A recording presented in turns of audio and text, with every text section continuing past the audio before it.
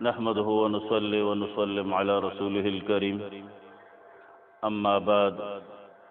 قال الله تعالى في كتابه المجيد والفرقان الحميد إنا أنزلناه في ليلة القدر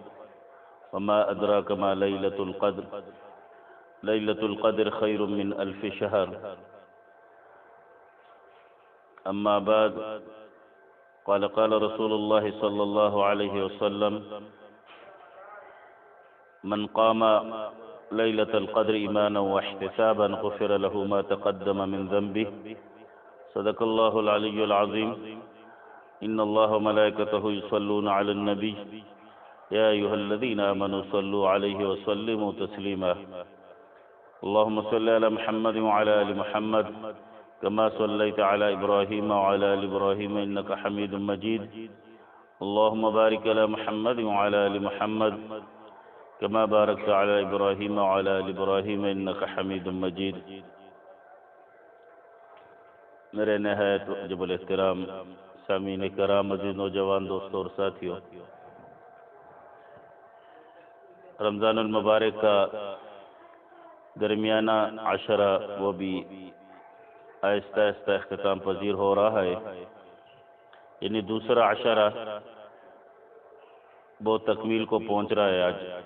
رات 17ویں ہے اور اس کے بعد آخری عشرہ وہ شروع ہو جائے گا۔ خوش قسمت ہے وہ لوگ جنہوں نے پہلے عشرہ کی ان رحمتوں کو، اللہ کی ان رحمتوں کو اور برکتوں کو سمیٹا، اور اس دوسرے عشرے میں اللہ کی سے اپنے گناہوں کو بخشوایا، معاف کروایا۔ مغفرت کا عشرہ تھا۔ جنہوں نے اہتمام کیا کامیاب ہیں وہ لوگ، جو نہ کر سکے ان کے لیے اب بھی موقع ہے۔ اور یہ آخری عشرہ، اس کی بہت نسبتیں ہیں رمضان شریف کے ساتھ۔ ایک تو اللہ تبارک و تعالی نے اس میں ایک رات ایسی ہے جس کو لیلۃ القدر اللہ تبارک و تعالی نے فرمایا ہے۔ قرآن کا نزول اللہ نے اس رات میں فرمایا ہے، اور اس میں اعتکاف ہے، اور اس رات کی فضیلت خود اللہ تبارک و تعالی ارشاد فرماتے ہیں خیر من 1000 شہر،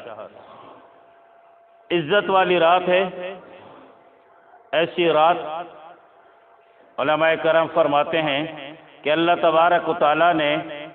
ملائکہ کی پیدائش بھی اسی رات میں فرمائی۔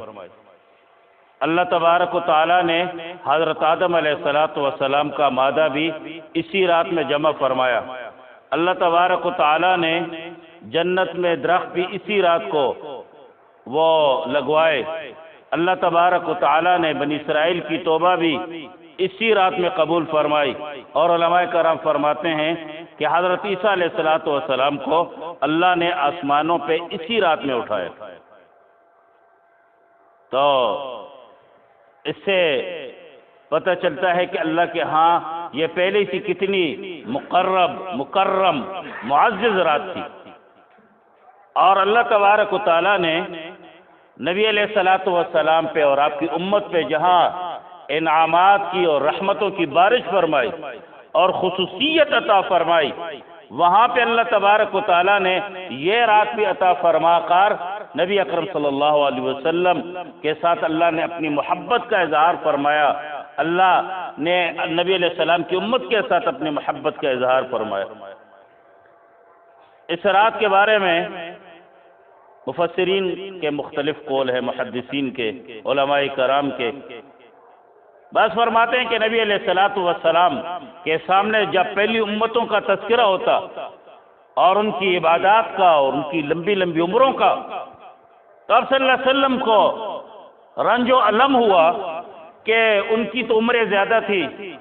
وہ اس عمروں سے فائدہ اٹھا کر اللہ کی عبادت کیا کرتے تھے، میری امت کی عمریں تو کم ہیں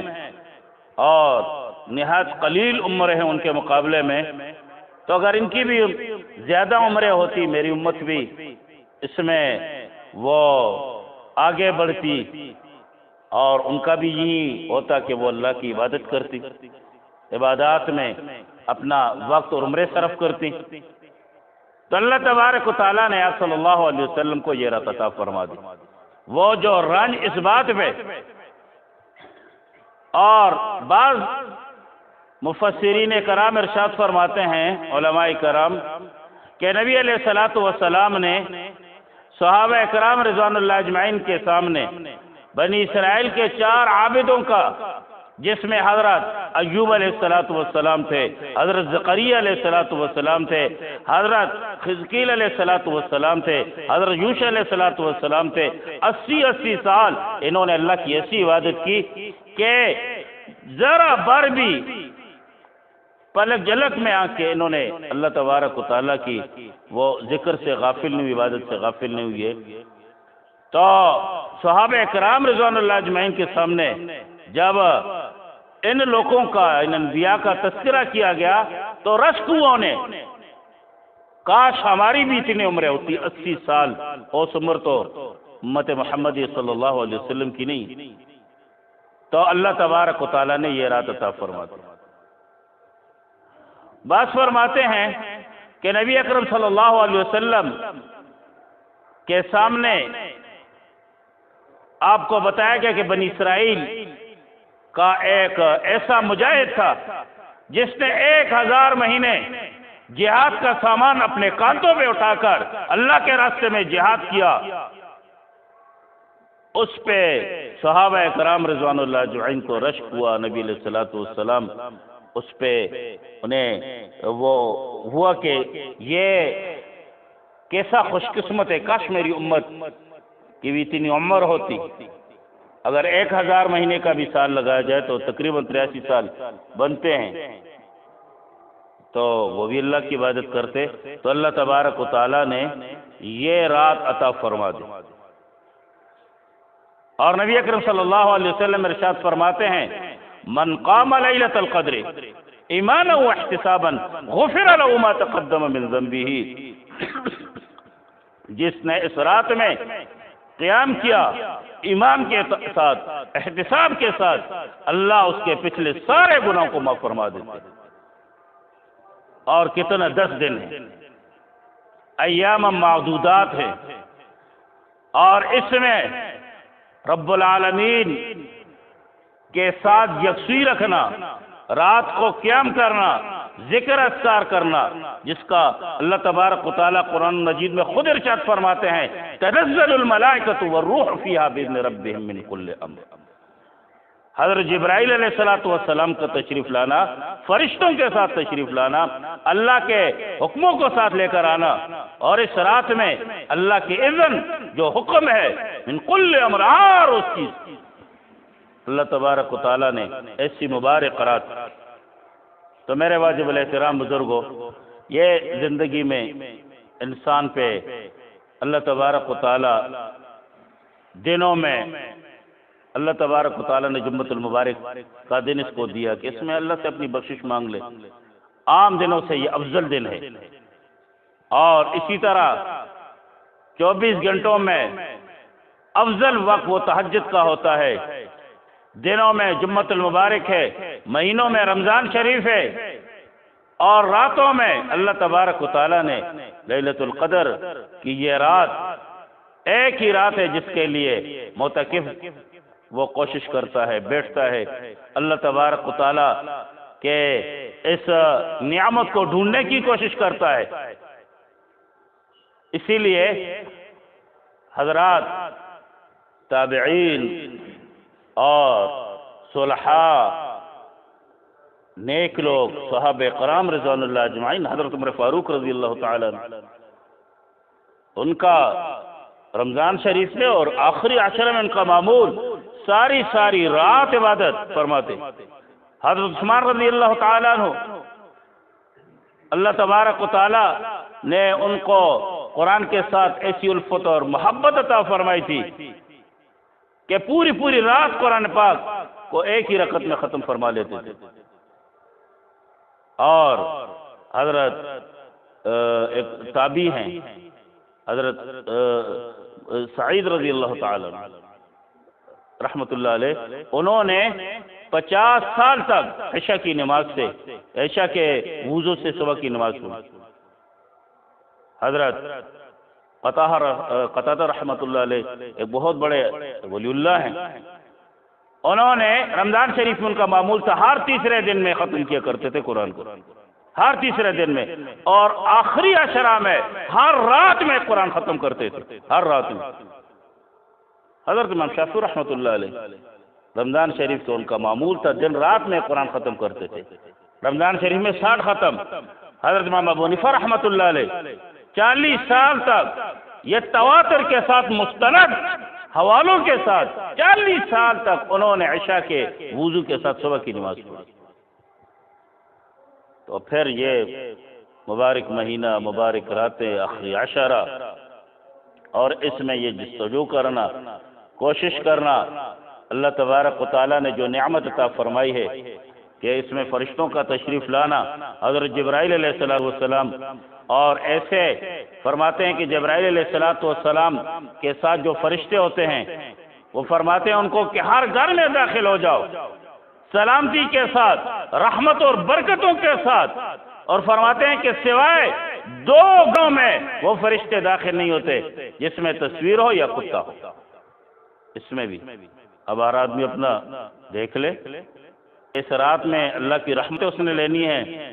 اور اللہ کی طرف سے سلامتی لینی ہے، یا وہ فرشتے جس کے بارے میں اللہ فرماتے ہیں تنزل الملائکۃ والروح فیہا باذن ربہم من کل امر، جو فرشتے تشریف لاتے ہیں اسی لیے کہ ایک انسان کی تکریم اور عزت کے لیے، وہ فرشتے جنہوں نے اللہ تبارک و تعالیٰ کو ارشاد فرمایا تھا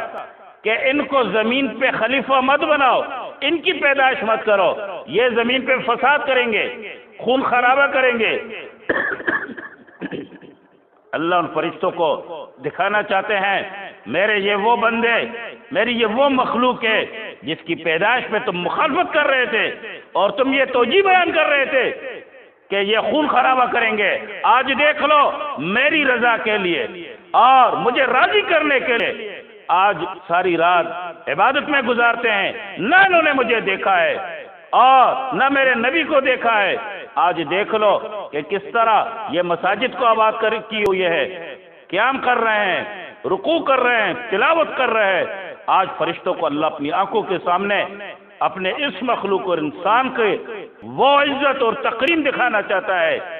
جس کے بارے میں ان کا یہ خیال تھا کہ یہ زمین پہ فساد کریں گے، خون خرابہ کریں گے۔ تو میرے واجب الاحترام عزیز نوجوان دوستوں اور ساتھی، یہ وہ انسان ہے جو ناپاک قطرے سے پیدا کیا گیا ہے اور اس قطرے کو پھر اللہ نے اتنی عزت دی، وہی ماں باپ اس بچے کے دلدار اور محبت والے بن جاتے ہیں۔ آج اللہ تبارک و تعالیٰ دکھاتا ہے میرا یہ وہ بندہ ہے جنہوں نے میرے لیے اپنے نفسانی خواہشات کو قربان کیا، وہ جو امانت میں نے زندگی کی دی تھی اس میں سے وقت نکال کر میرے ساتھ یکسوئی کر رہا ہے، مجھ سے دعائیں مانگ رہا ہے اور ذکر اذکار کر رہا ہے، آخرت کا طلبگار ہے، میں اس کو ضرور سب کچھ دوں گا۔ اور یہ رحمتیں اور برکتیں یہ صرف مخصوص وقت کے لیے نہیں ہے، جب سے رات کا وقت شروع ہو جاتا ہے یہ حتی مطلع الفجر، صبح طلوع تک اللہ کی یہ سلامتی، اللہ کی رحمتیں، برکتیں، اور یہ سلسلہ جاری رہتا ہے۔ تو میرے واجب الاحترام عزیز نوجوان دوستوں اور ساتھیوں اور میرے بزرگوں، یاد رکھیے کہ زندگی یہ بہت کم وقت ہے، اصل یہ ہے کہ انسان اپنی آخرت کے لیے تیاری کرے اور اس تیاری میں جتنا بھی انسان وقت لگائے وہ کم ہے۔ اصل مقام، اصل جگہ، اصل گھر وہ ہے، اور جس نے اپنے نقاط کو قیمتی بنایا، رمضان شریف کو قیمتی بنایا، وقت اب بھی ہے، رمضان شریف ہاتھ سے نکلا جا رہا ہے۔ اور میرے واجب الاحترام بزرگوں، یاد رکھیے زندگی کا کوئی بھروسہ نہیں، کس وقت بھی موت آ سکتی ہے، کس وقت بھی زندگی کا چراغ یہ بجھ سکتا ہے۔ خوش قسمت ہیں وہ لوگ جن کو اللہ تبارک و تعالیٰ یہ فہم عطا فرما دے، یہ سوچ عطا فرما دے، وہ اپنے اوقات کو قیمتی بنا لیتے ہیں، اور اللہ سے مانگنا چاہیے۔ جو بھی اللہ تبارک و تعالیٰ سے مانگے گا اللہ تبارک و تعالیٰ اس کی دعا قبول فرماتے۔ اللہ سے مانگ کے کہ اللہ تبارک و تعالیٰ اس راتوں کی قدر ہمیں عطا فرما، اور یہ راتیں ہمارے لیے برکت والی بنا،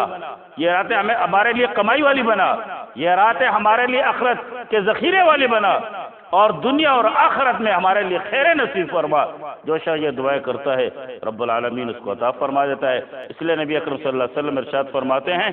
کہ رمضان شریف میں ایک رات ایسی ہے جس میں بلائی بلائی ہے، خیر ہی خیر ہے،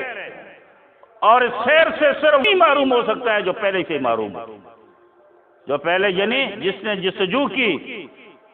اور اس کی طرف اللہ تبارک و تعالیٰ نے اس کو خیر نصیب فرما دی، جس نے نہیں کہ اللہ نے اس کو خیر محروم کر دیا۔ اللہ ہمیں اس کی قدردانی نصیب فرمائے۔ رمضان شریف کا یہ آخری عشرہ اہتمام کے ساتھ اور تقوی کے ساتھ، اللہ اپنی رضا کے ساتھ، نبی اکرم صلی اللہ علیہ وسلم کے پاک نورانی طریقوں کے ساتھ ہمیں نصیب فرمائے۔ جنہوں نے بھی اعتکاف کی نیت کی اللہ ان کے اعتکاف کو قبول فرمائے، اخلاص للہیت کے ساتھ قبول فرمائے، اور رب العالمین تمام عالم اسلام کو اس کی رحمت اور برکت نصیب فرمائے۔ وآخر دعوانا الحمدللہ رب العالمین۔